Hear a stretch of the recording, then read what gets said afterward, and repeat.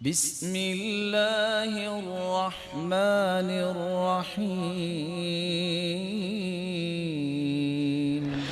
رسول اکرم صلی اللہ علیہ وسلم نے، اس لیے صحیح بخاری کی روایت سمرہ بن جندب کی روایت ہے کتاب تعبیر الرؤیا کے اندر، کہ میں نے جب دیکھا ایک شخص بیٹھا تھا اور ایک شخص کے سر پہ ایک فرشتہ پتھر مار رہا تھا اور اس کو کچل رہا تھا۔ میں پوچھا یہ کون ہے؟ جواب ملا الذی یأخذ القرآن ویرفضہ وینام عن الصلاة المکتوبہ۔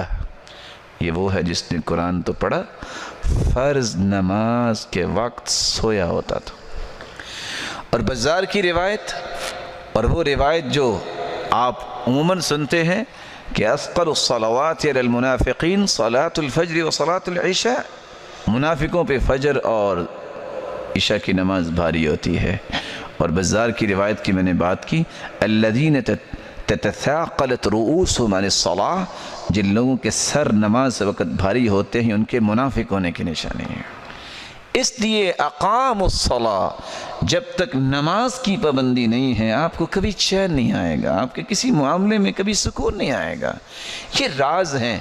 رسول اکرم صلی اللہ علیہ وسلم نے فرمایا فَكَأَنَّمَا وُتِرَ أَهْلُهُ وَمَالُهُ، اس کی اثر کی نماز رہ جائے، وُتِرَ أَهْلُهُ وَمَالُهُ، وہ ایسا ہے اس کی زندگی کا اندر جو بھی مال ہے سارا برباد ہو گیا، اور اس کے خاندان کا ایک بچہ بھی نہیں بچا، سارے مر گیا، اتنا نقصان اس کا ہو گیا۔ اور انسان کہے کہ میرا نقصان ہی نہیں ہوا، لیکن یاد رکھنا میں اور آپ انسان ہونے کے ناطے سے کمزور ہیں، اللہ سے مدد بھی مانگا کریں کہ اللہ ہمیں ہمت دے، توفیق دے۔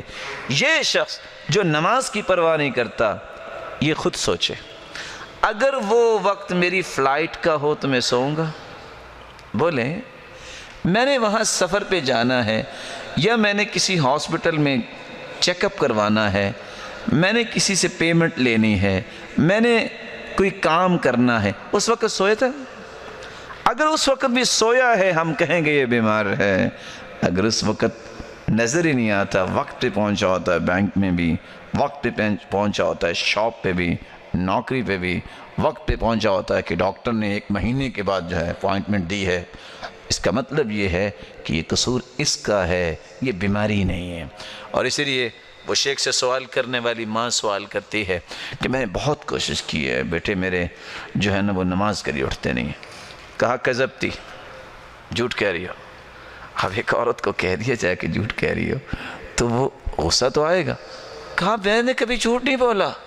کہا یہ بتاؤ اگر آپ کے بیٹے کے کمرے میں اے سی میں آگ لگ جائے کیا کرو گی؟ قالت اجرہ بعنقی، میں اس کی گردن سے کھینچ کے باہر نکالوں گی تاکہ یہ بچ جائے۔ کہا دنیا کی آگ سے بچانے کے لیے گردن سے پکڑ کے کھینچو گی، جہنم کی آگ سے بچانے کے لیے کیوں نہیں کھینچتی؟ کیوں نہیں کھینچتی؟ تو اللہ سے دعا کیجئے اللہ ہمیں اس کام کو کرنے کی توفیق عطا فرمائے۔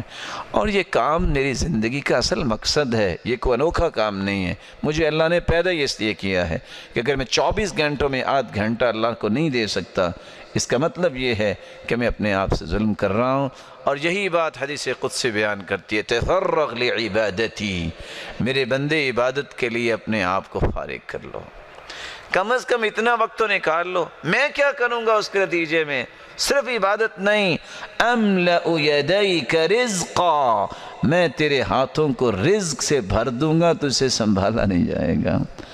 وَأَمْلَأُ قَلْبَكَ غِنًا، میں تیرے دل کو غنا سے بھر دوں گا، تجھے کبھی فقیری کا ڈر نہیں آئے گا۔ وَإِلَّا تَفْعَلْ، اور اگر تو نے ایسا نہ کیا تو یاد رکھنا أَمْلَأُ يَدَيْكَ شُغْلًا، میں تیرے ہاتھوں کو کاموں سے بھر دوں گا، صبح نوکری الگ شام کو الگ، لیکن اس کے باوجود بھی خرچے پورے نہیں ہوں گے۔ اور وَلَمْ أَسُدَّ فَقْرَكَ، اور تیری فقیری کو میں ختم نہیں کروں گا، بلکہ ہر وقت تیرا رونا ہی رہے گا۔ اللہ رب العزت ہمیں محفوظ فرمائے۔